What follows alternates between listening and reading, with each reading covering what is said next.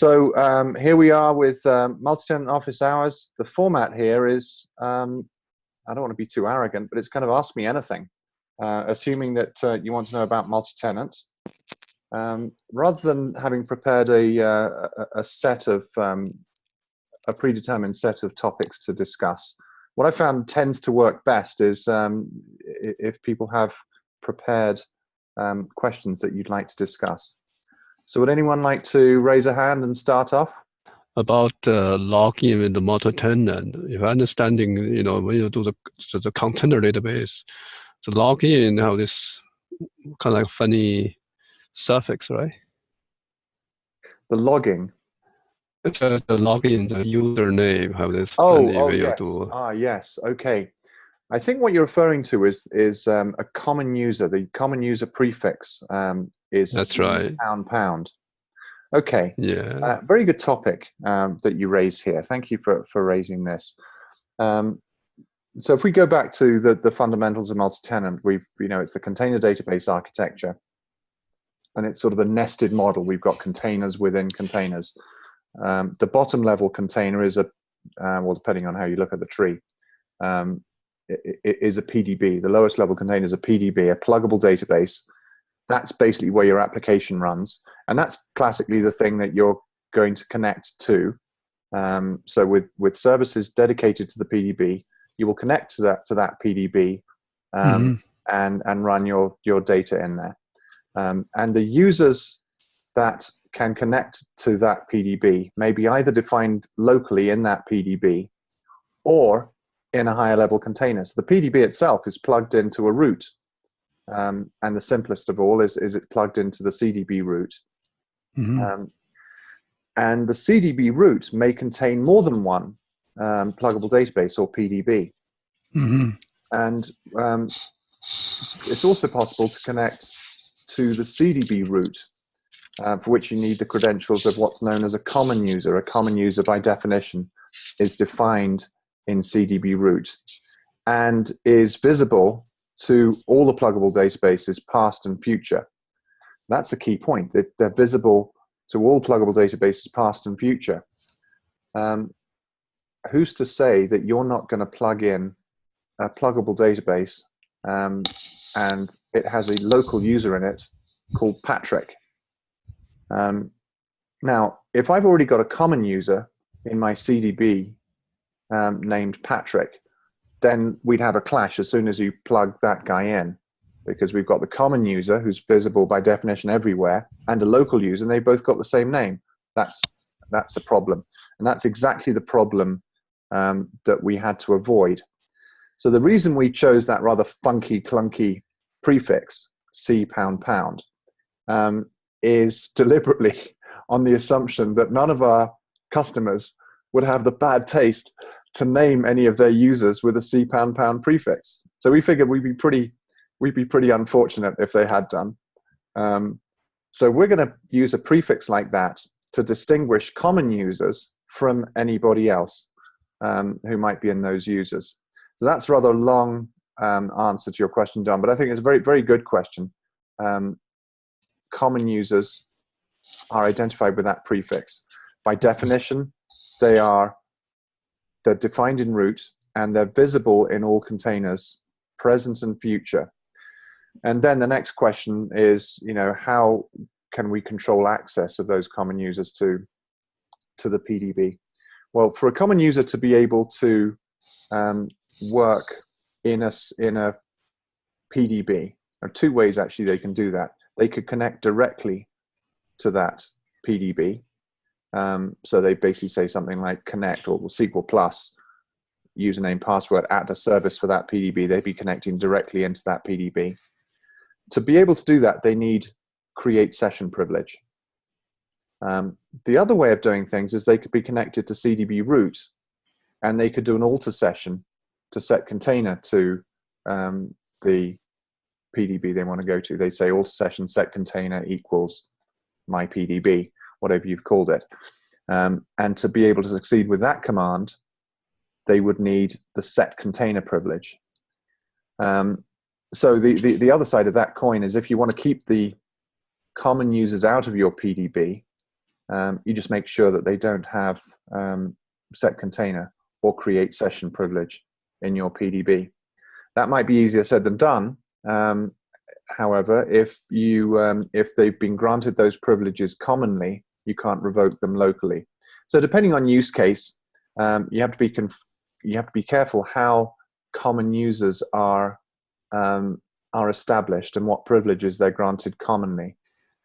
So in something like a SaaS use case, almost by definition, that you've delegated all the administration to a central set of users, the common users. You want those guys to be powerful. You want them to be able to come in and do patches and backups and all sorts of things for you. That's the deal with SaaS, right? You're paying for that. Yes, that's right.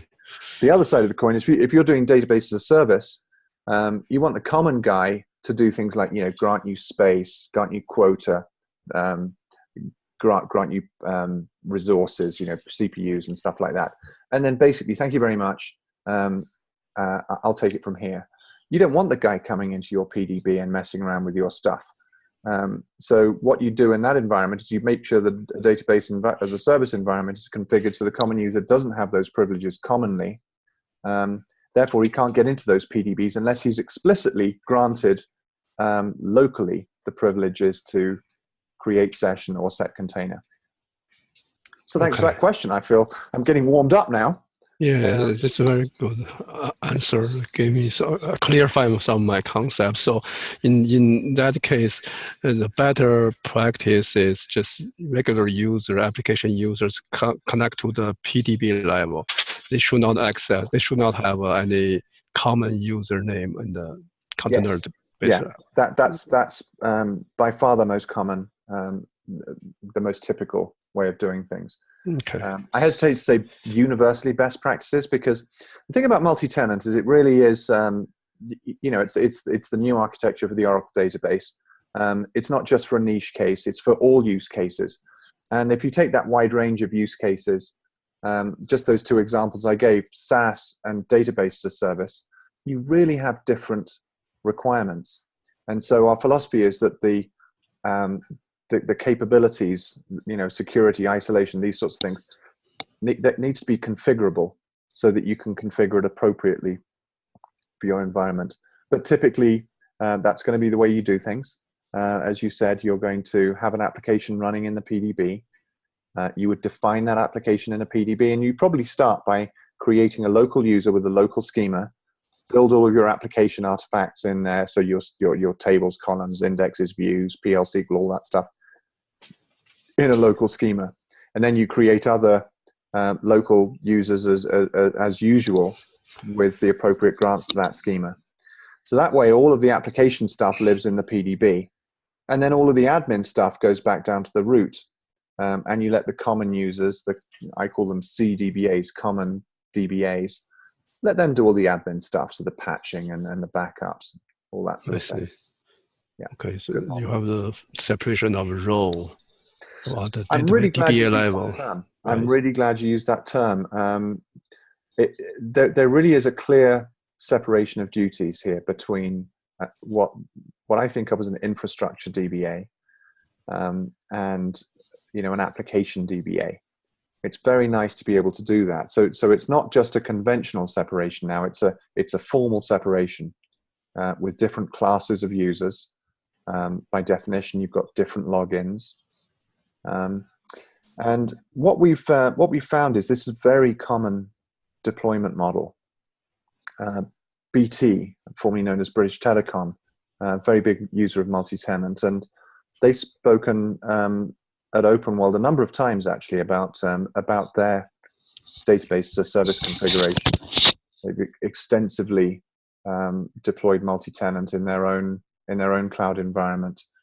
They talk an awful lot about separation of duties, and that's between what they call an infrastructure DBA, and as I said, he's responsible for things like making your versions up to date, patching, and keeping you in compliance from that point of view. And then he just grants quota to people, and you can have this many CPUs. Let's say we're going to give you a dozen CPUs and 20 gigs. Do what you like with it. That could be creating a single PDB within that quota, or creating a dozen smaller ones within the same quota. And the way they do that actually is a different, there's a third level. The example I gave at the beginning was rather trivial. You got CDB root with a PDB plugged into it. Since 12.2, we've had an application container capability. So there's a CDB root, an application root, and then the application PDB on top of it. And the application root can also have what we call application common users. So what BT do is they create an application root for the, let's say, a project team. They grant them, I think my example there was 12 CPUs and 20 gigs of storage or whatever it might be, and a whole bunch of other resources, parallel execution servers, whatever, memory, all that stuff. You define at the level of the application root. And then the application common users in the application root can create individual PDBs for as many people in their team that they need to support. It works very, very nicely. So that was a presentation that was delivered at Open World just in 2018. It should be still available for download if you're interested in this. Have a look at the Open World site and look for the multi-tenant customer panel BT presentation. Okay, thank you. Okay, there's a question on chat here from Marlon. Let me look at this one. Hello, Marlon. Question is, with multiple PDBs, if a customer or application wants to query data from other PDBs, which is recommended using DB links or SQLnet, and why? Okay, that's a very good question. And again, the question there comes down to use case. So let's say that you've built, a standalone application, and you were accessing data in another database. The way you'd have done that classically with Oracle for many, many, many years, going back far before we invented multi-tenant, would be that you'd use a DB link, and that's still an appropriate way to do things. We actually had a choice. If you think about this, we had a choice when designing multi-tenant to change our naming scheme. We could have done what Microsoft did with SQL Server. With SQL Server, you've got, I think of it as a 4-part naming scheme. The 4 parts are server.database.schema.object, server.database.schema.object. So you can refer to a piece of, an object in a schema that way, and therefore you do. So within your SQL Server container, your database, you can refer to objects elsewhere that way. And then you get a problem. The problem is, if you then want to do some load balancing, your server's overloaded and you want to push some of these application components onto different servers, you've got a problem. Because now you've got to go through and you've got to edit all of your application SQL. As soon as I say that, I hope everyone's sort of cringing. You've got to edit all your application SQL that references server.database. Let's say server1.database.schema.object and change it to server 3 or whatever you've just moved your object. And that's extremely difficult to do. Not only is it difficult to do, then you've got to test it, blah, blah, blah. It's really difficult. It's an obstacle, frankly, to application portability, to database portability. And we think database portability is a really important capability from the point of view of agility. My example was load balancing. There are all sorts of reasons you want to move databases around the place, different patch levels, move to the cloud, anything you want to do, agile operation, moves a database. You don't want your applications to break. So by contrast, rather than do what we could have done exactly that, move to a 4-part naming scheme. We deliberately didn't. We deliberately stuck with a reference which is schema.object@database link. So again, in my example, if you move your database from server 1 to server 3, all you have to do is change the definition of a single database link. Everything keeps working. So unapologetically, we stuck very hard with database links because it's an excellent way of referring to data in a remote database with all these benefits of being agile and all the rest of it. Having said that, there are some other use cases in which it's useful to do to access data in multiple PDBs from a single query. And a classic case of this we see very typically here at Oracle. Just as a minor digression here,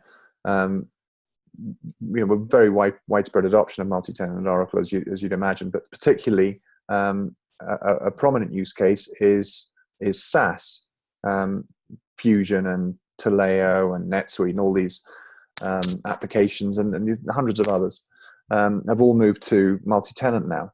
And a classic requirement in SaaS is a requirement for the SaaS vendor, the application service provider, not the end customer, the application service provider who wants to be able to look occasionally at the overall health of the system.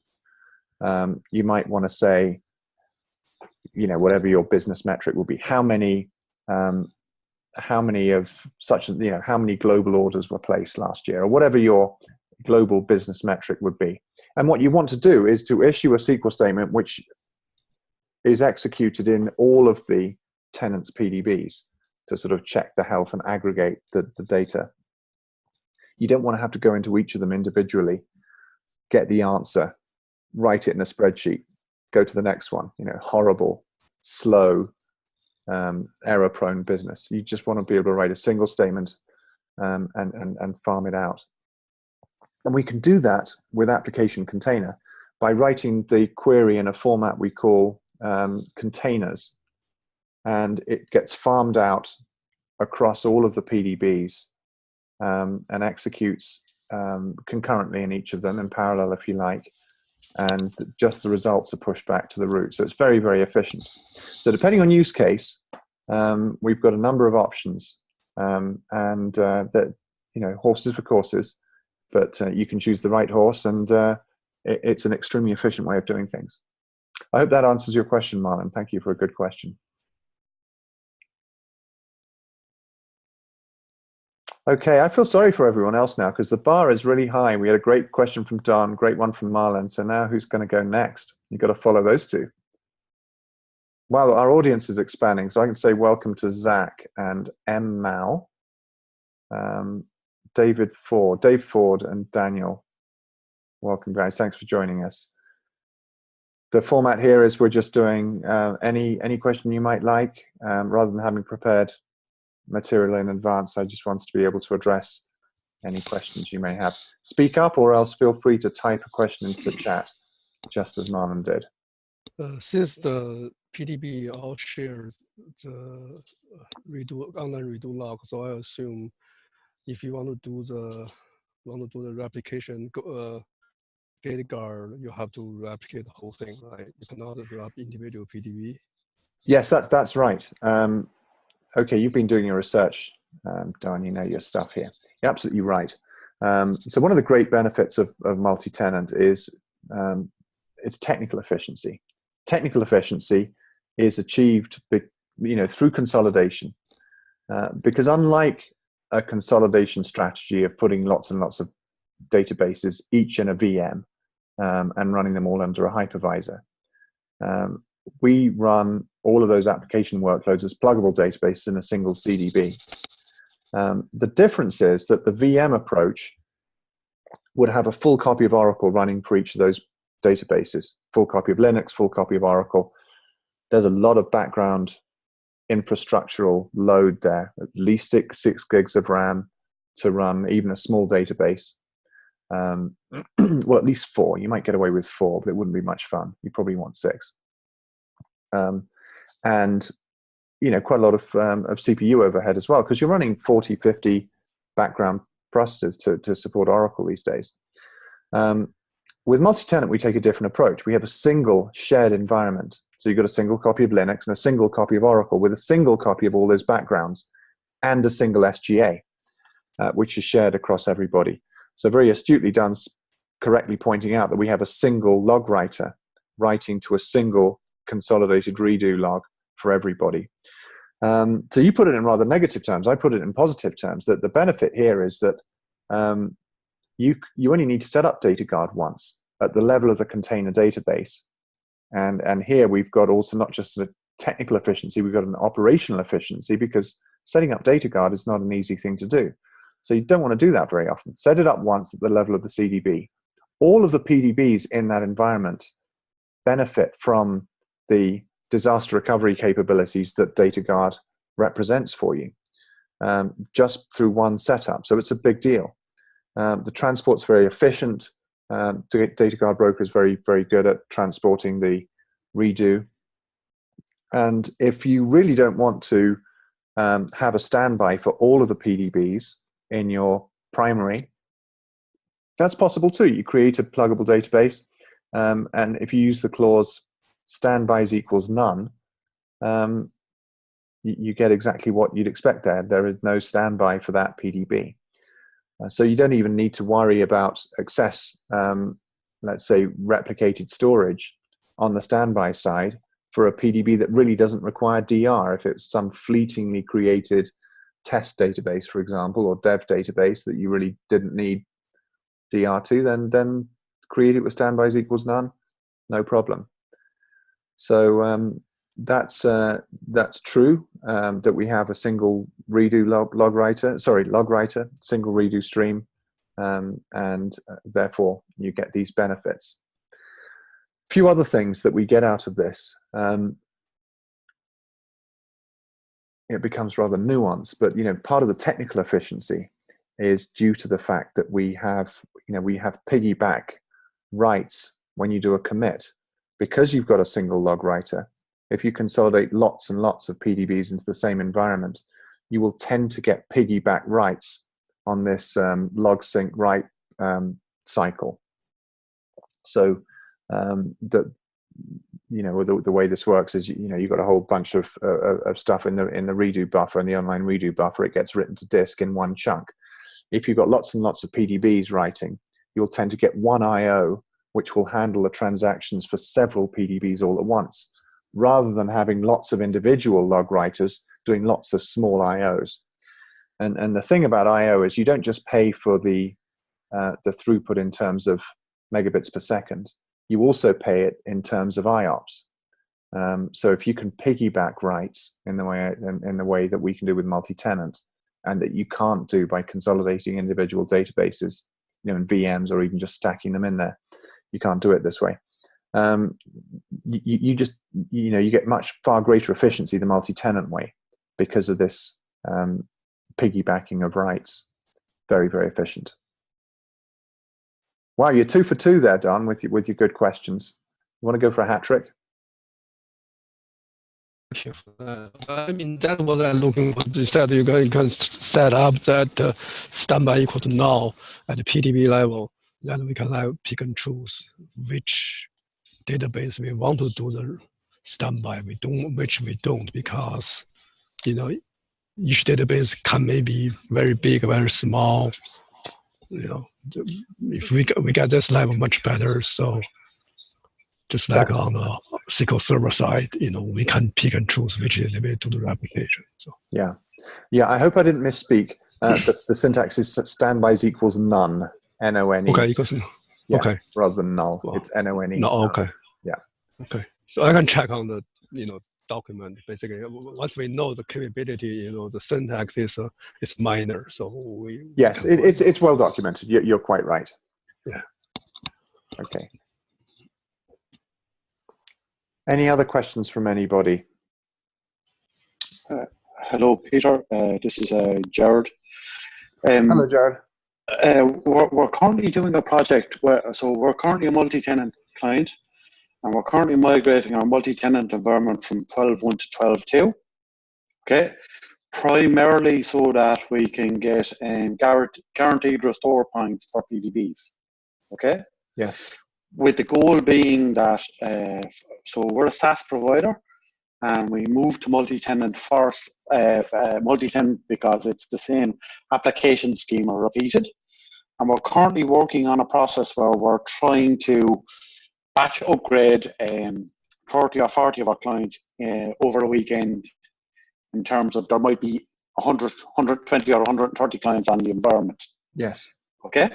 So the reason we were going to 2 12.2 to get guaranteed restore points for PDBs, which means that if we have a problem with 20 of those 30, we don't in 12.1, you would have to go back to your ARM and restore. Say you find out 2 days later that you have an issue, you have to go back to your ARM and restore the container and all the PDBs into an auxiliary container, and then plug and unplug to bring that back into your production container. With me? Yes, absolutely.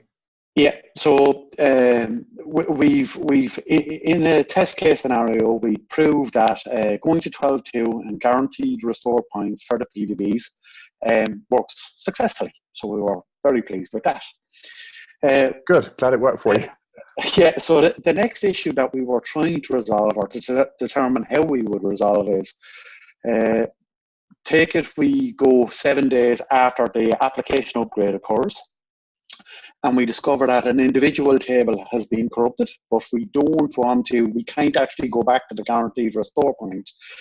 And my original thinking was that we could use Flashback query with a retention policy configured on the PDB so that we could query the data, the individual table back prior to the application upgrade being applied. So we did some testing in regards to this, and it was identified that we can't use Flashback query because if we alter a table, you can't do a flashback query against that table if you've applied an alter to that base table. Still with me? Yes, I think I'm with you. I'm trying to. So you're using 12.2 and not 18. So our current environment is configured on 12.1. Yeah. We've just built a separate Oracle home on it for 12.2 to start the migration and migrating our PDBs over to 12.2. Okay. With our as part of our application stack, our plan is we were moving to 12.2 so that we could go down the route of batch upgrading batches of our clients, be it 50 or 60, over a weekend, to migrate them from our application version over a weekend in batches, if that makes sense. Yes.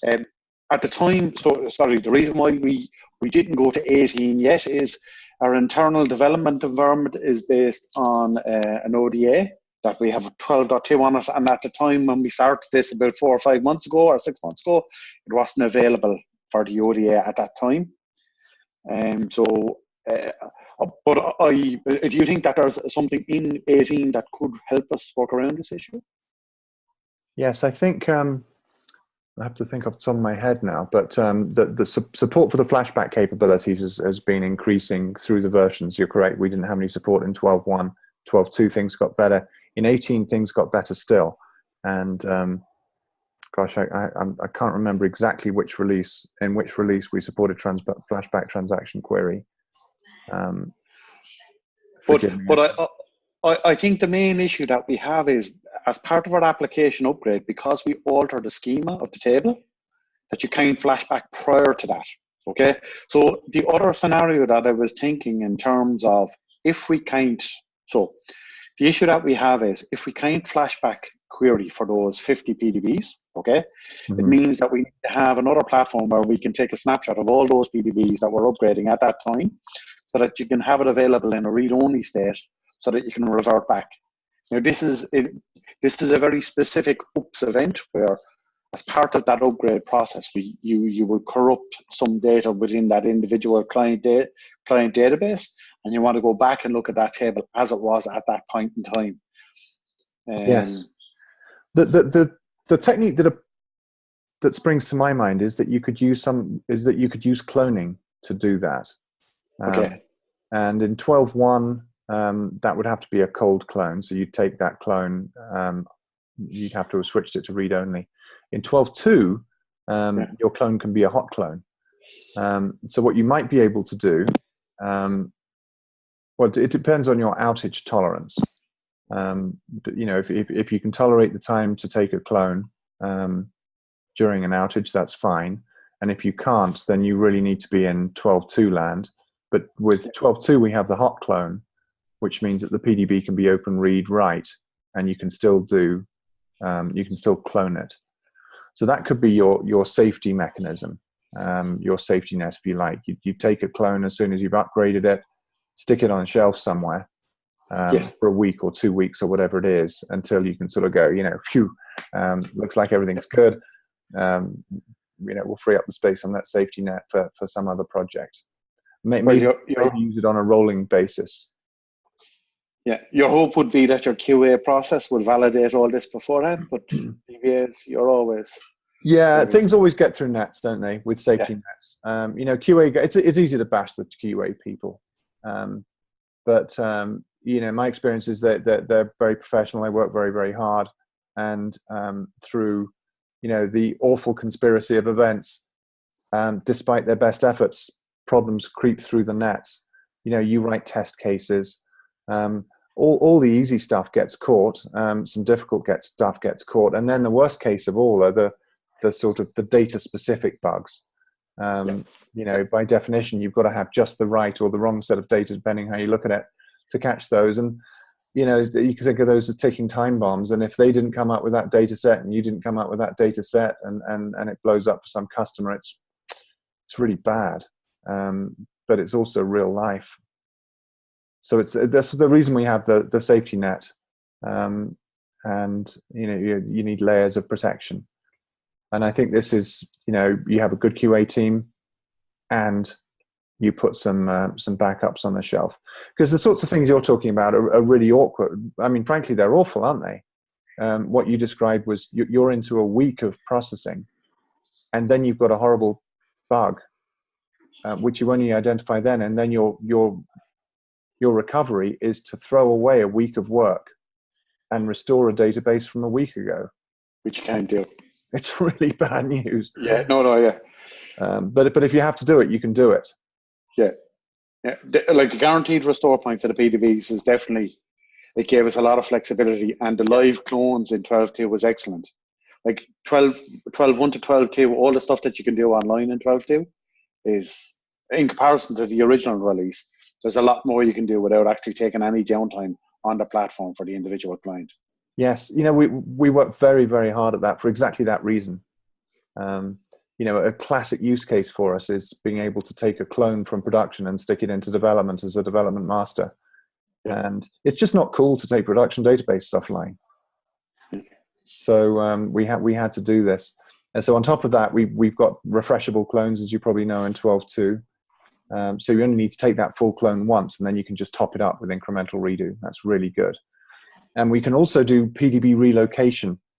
And the way we do it is, let's say you've got your full PDB here, and it's running away, and I'm sort of doing this to represent size, right? So you start taking a hot clone of that thing. If you want to do a relocate, we start inflating that clone of it, and it takes as long as it takes.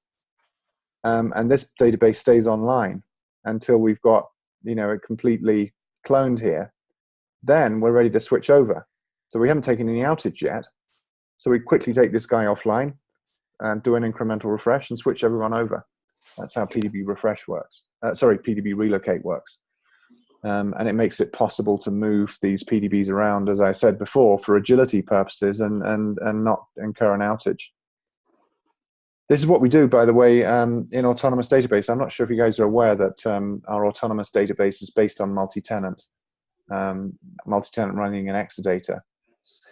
And it's exactly these sorts of things that allow us to do all the magical things that we are able to do.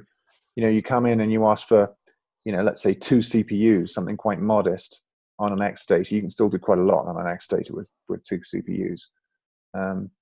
But if you suddenly want 12 CPUs because it's end of month processing or something like that, and we literally don't have that much capacity left in the box because of everybody else in there, we don't want to oversubscribe, and hurt everybody.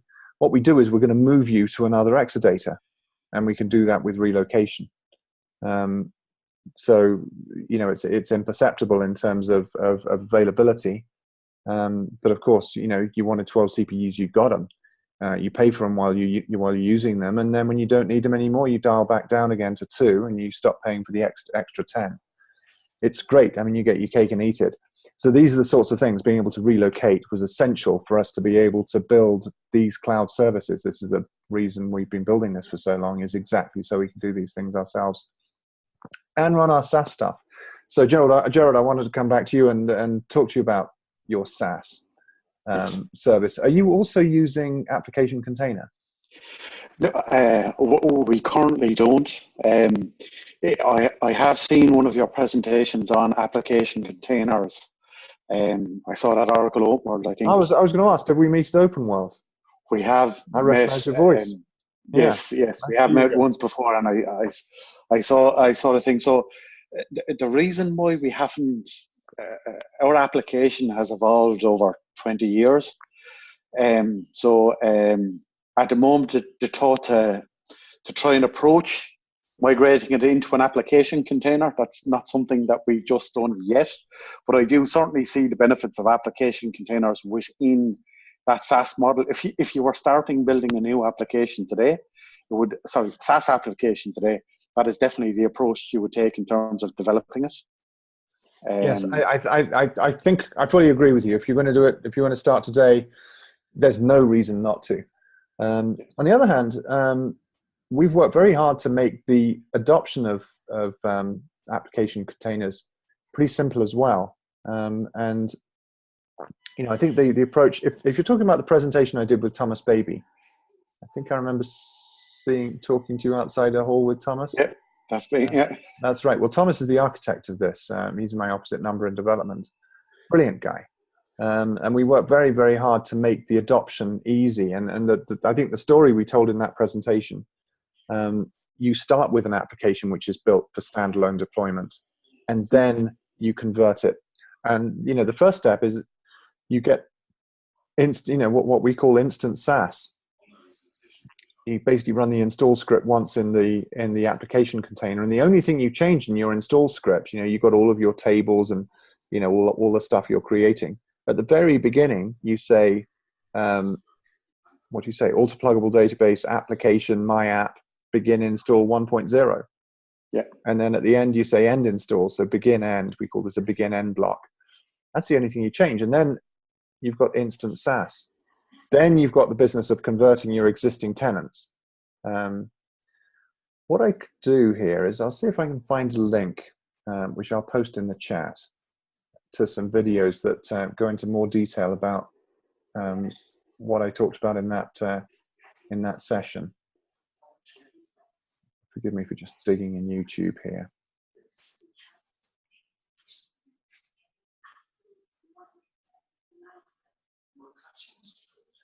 Yeah, I've got a whole series called, I think I called it Stale Standalone. Okay. Here we go, Stale Standalone to Superb SaaS in a short series. So I've got a dozen videos or so here. I'm going to stick this link in chat.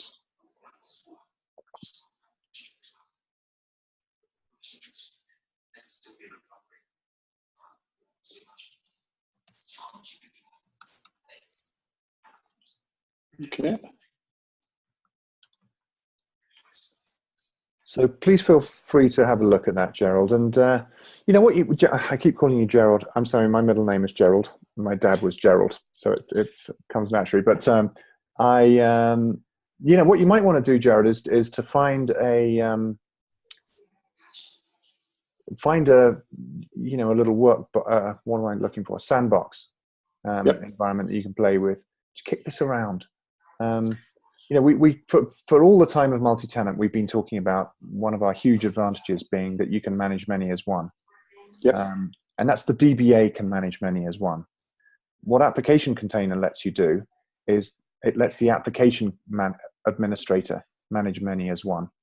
Because the problem, if you've got, I think you said 130 tenants, when you run your upgrade script from 13 to 14, or whatever version change you want, you've got to run that application upgrade 130 times. Yep. That becomes boring, and it becomes a barrier to releasing new versions of your application. So that's why we think it's hugely beneficial to pick this up. Like even from the demo that you did at the time, the fact that you can delay, you have complete control over when you would apply the application container upgrade to an individual PDB. Yeah, looked really, really nice. The challenge really was in terms of, so if you take our platform, we engaged multi-tenant about 3.5, 4 years ago. Yeah. When it first came out, and it's been very successful for us in terms of a consolidation platform for our clients and getting them up and running on that platform.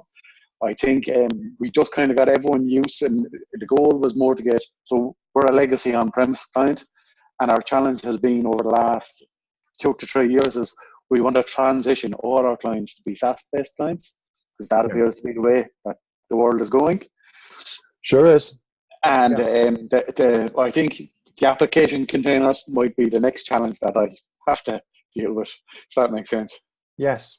Yes, challenge sounds negative. I hope you No, sorry. Challenge is a fun engagement. It's, you know, well, you've probably seen from my presentations, I love this stuff. I think it's really great. I was an application engineer before I did this job. I was at Siebel Systems. I was data architect and director of data modeling there. So, you know, I've got applications in my DNA, and I love them. I wish we'd had this capability 20 years ago when we were doing this, and it wasn't around then. And that's why people like Salesforce and you know, a lot of my friends left Siebel and joined Salesforce and sort of invented multi-tenancy at the same time as NetSuite was inventing multi-tenancy. So NetSuite, you know, now part of Oracle, they are in the middle of a very ambitious migration of their application to multi-tenant. So phase 1 they've already done. They've moved 18,000 tenants, 3 petabytes of data to 18C multi-tenant last year. This year we're moving to OCI 18.4, various other things, and you know, next year we've got another phase planned as well. But it's precisely to get these sorts of benefits. And the point I'm making here is, you know, you started off, Jared, saying if you were going to start from the ground up, now, you know, there's no question about using this technology. Even guys like that, who basically invented multi-tenancy long before we could do it in the database, it's worth it for them to do this migration. And the reason it's worth it for NetSuite and Salesforce for that matter, I'll step back and you say, what are the advantages of multi-tenant? So I always say there are 4. You reduce your capital expenses because the consolidation density is really high. You reduce your operating expenses because you can manage many as one. And I hope that you'd agree with me on those things. You can increase agility, and it's easy. Now, the way that NetSuite and Salesforce did things is they took a single database and they stuck loads of tenants in there so they can manage many as one, and they get great technical efficiency. So they've already taken all of that money off the table. My first 2 benefits, they've taken all that money off the table. We get comparable technical efficiency and operational efficiency in that way. But the last 2 benefits, they can't touch them. You know, it was really, really hard to engineer the application to do multi-tenancy the way they did things. They worked very, very hard. They've got a huge amount of IP invested in doing that. And they did an extremely good job. But they still can't get agility. So the problem that people like that complain about with their existing architecture is if one of their tenants has grown too big for his boots and you'd want to move them somewhere else, do some load balancing. You either want to move the big guy onto a fatter server, or you move the little guys away. Yep. But somebody's got to move. Everybody's stuck in the same database with this row-based consolidation technique they use. Everyone has the same tables and everything, and your row is tagged with a little column that says tenant ID, basically. So now you've got to go through and select, you know, where tenant ID equals X and move it somewhere else. That's hideously slow. So their agility is really, really bad. Whereas for us, it's easy. You just unplug and plug a PDB or relocate a PDB. That's a huge thing. That's why they're moving. And then the other thing is the isolation's awful. Well, let's put it this way. Isolation is hard. To do isolation their way, you have to be really, really careful because everyone's data is sloshing around in the same database. So you can't let anybody in there with SQL Plus or Tableau or something because you're going to see everyone's data. So you have to be very restrictive. We don't have that problem. We just show them the PDB. It's their data. They can see all they want. We don't need to worry about them seeing someone else's data because that's in another PDB and they can't touch it. So isolation and agility are huge advantages. When I talk about multi-tenant, what's the advantage? It's isolation and agility with economies of scale. They got the economies, but they didn't get the isolation and agility. We give them back. So it's great. Yeah, Jared. I mean, I'm glad to have talked to you on this call, and perhaps we can follow up afterwards. I'm really interested to see to talk to you in more detail about what you're doing, and maybe we can work through a project together and help you get some of your customers on Application Container and see how it works for you. Sounds good. Thank you. May I ask what's the name of your employer? Core HR. Oh yes. Oh yeah. I know you guys well. Okay. Excellent. Okay. Yeah, that's a very good application, by the way. Competes with some of ours, but it's good stuff. Yeah. Okay. Great questions from Jared. Anyone else? We've got some more folks online, names I don't recognize. Now, maybe my memory's bad, but Nevzat, hello. I have a question from Yoshi. Hello, Yoshi. Okay. Oh, good question here. Oh, I like this question. So Yoshi, Yoshi is asking about TDE with multi-tenancy. How does it work? Well, earlier on, I was talking about isolation, and the problem with putting everybody into a single database is that how are you going to encrypt their data? With multi-tenant, we can have a different encryption key per PDB. So that's a very important advantage. So we actually have encryption keys, a key wallet. In 18C, we have a key wallet per PDB. In prior releases, we have a central wallet with individual keys for each PDB. But in either case, you can have different encryption keys for each of your PDBs. It's very important. Stepping back a level, when we talk about isolation of PDBs, it's a very important topic in general. Might actually let me pull up a slide here, because oh, I'm sorry, I can't find what I wanted. I was hoping to be able to pop up a slide that talks about this, but this topic of isolation is very important. Basically, if you consolidate all these workloads into a single computer, that's great. But the challenge is, you wouldn't want to take advantage of all of the consolidation benefits if they come at the expense of isolation.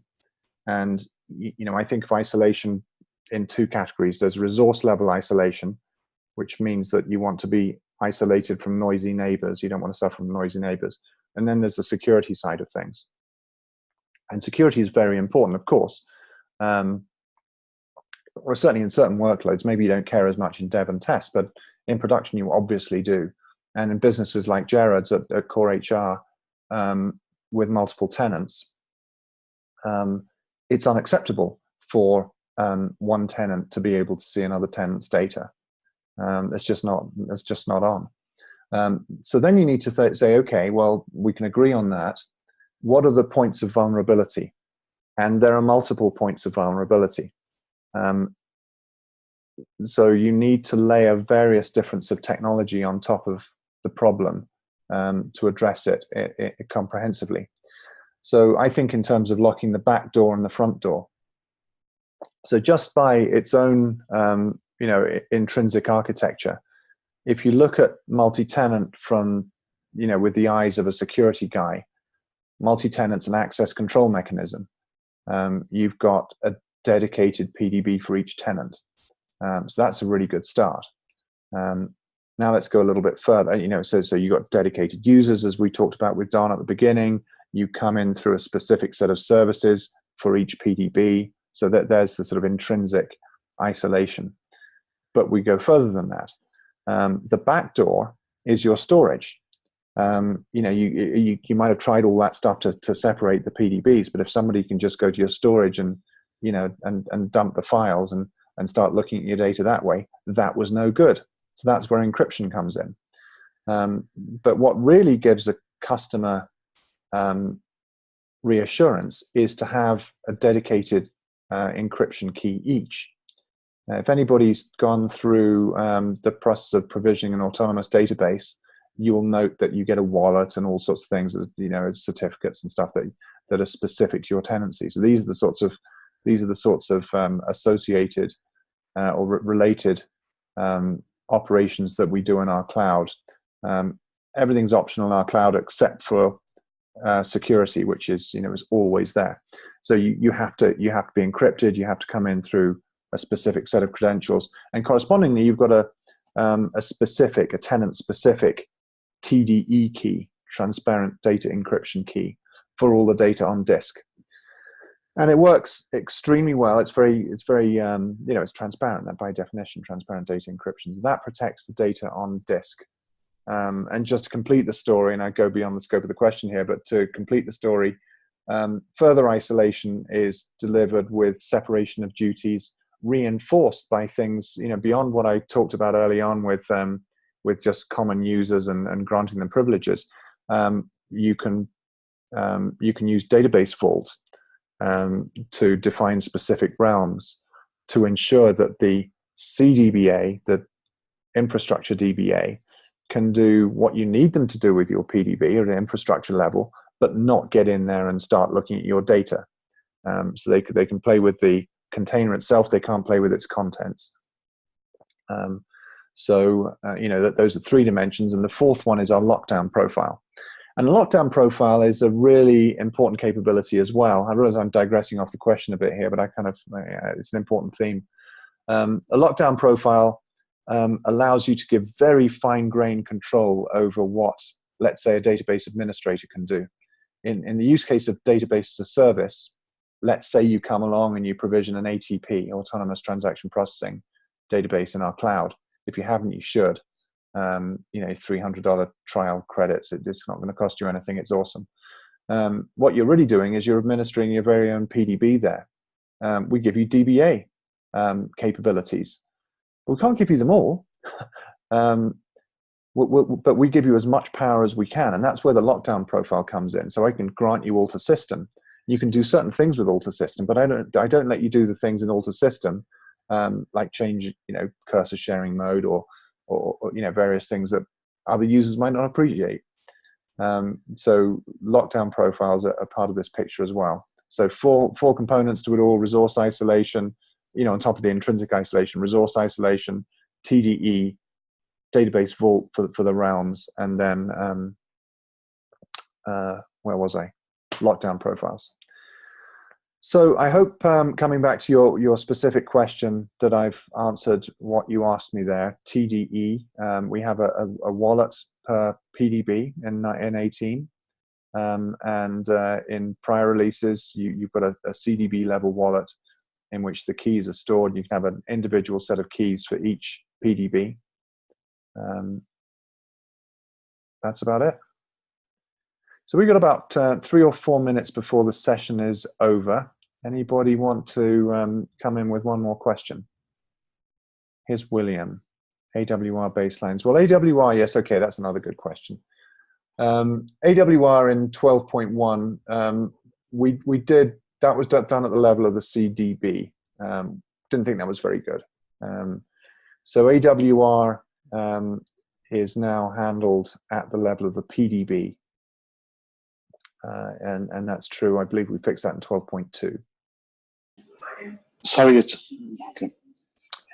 Okay, so Nevzat, good question here. What's the best way to move data between the PDBs? We have 2 PDBs on Exadata, good taste, on Exadata. I need to move 300 million rows from one PDB to another. DB link's too slow.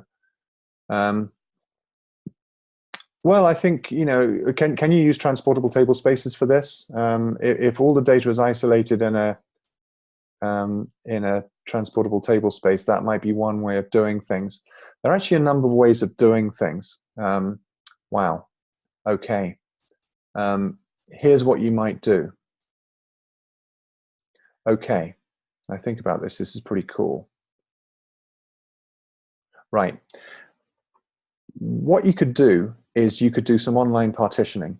If you haven't already got your data isolated in a specific partition, you could use online partitioning, which by definition means you don't need to take your database offline, and create a partition which contains just the data you want in it.